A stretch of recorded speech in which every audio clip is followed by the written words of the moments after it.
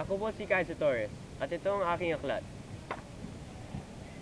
Okaka, Okaka, ang batang palaka.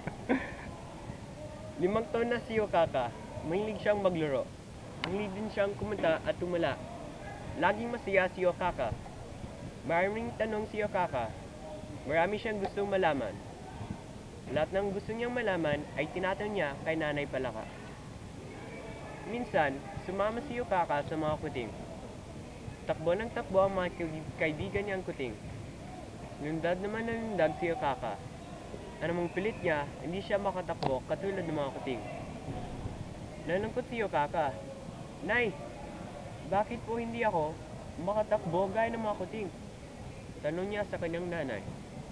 Ang mapalaka ay hindi tumatakbo kagaya ng mga pusa. Ang mapalaka ay lumulundag, sabi ng nanay ni Okaka.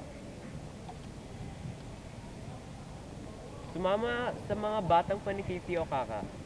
Maghapon silang sumabit sa puno habang nagbabasa ng aklat.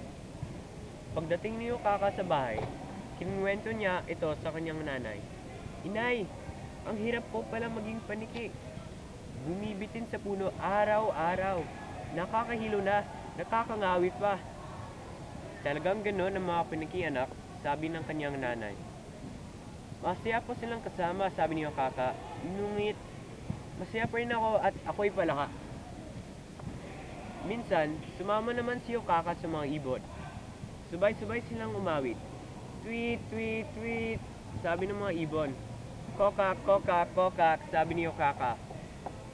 Kakibang tinog mo, Okaka, pero marunong kang umawit, ang wika ng mga ibon. Natuwa si Okaka. Marunong din akong umawit kahit hindi ako ibon.